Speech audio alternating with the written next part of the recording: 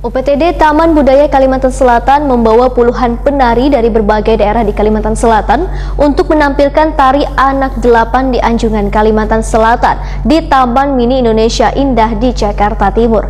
Penampilan mereka ini dalam rangka gelaran workshop atau pembelajaran pada bubuhan penari Anjungan, One Group Sanggar lainnya di Jakarta selama 3 hari.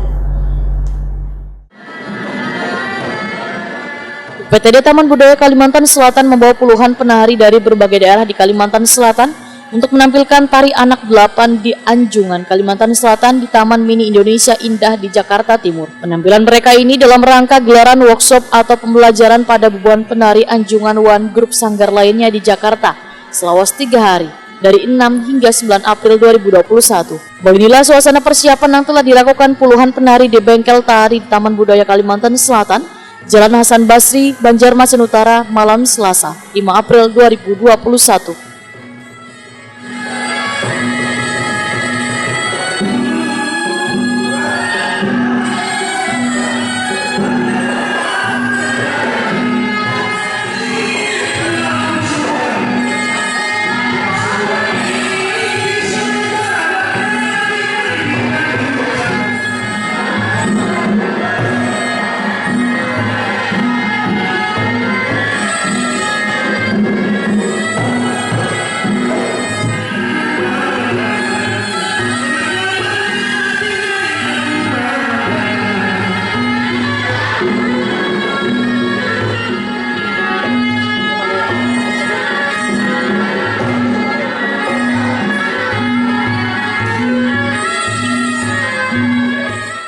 Kepala UPTD Taman Budaya Kalimantan Selatan Suharyanti SSN Wetakoni Prima TV memandahkan sebelum ditampilkan bubuhan penari gabungan dari Banua ini terlebih dahulu berlatih untuk menyesuaikan gerak dengan diiringi musik karena nantinya mereka akan menjadi peraga wayah gelaran workshop selama 3 hari tersebut. Bubuhan penari ini, ujar Suharyanti, adalah mereka yang telah menjadi juara dalam event lomba tari anak delapan yang telah digelar secara virtual pada tahun 2020 lalu. Kemudian, materi tari Japin anak delapan ini akan disebar luaskan ke seluruh Nusantara melalui workshop dengan mengajak sanggar-sanggar tari yang berada di Anjungan Taman Mini Indonesia Indah.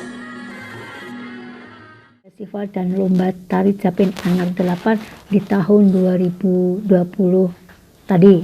Jadi di tahun 2021 ini materi tari Japin anak delapan akan kita sebarluaskan, akan kita promosikan di Jakarta dengan harapan bisa lebih terkenal di seluruh Nusantara.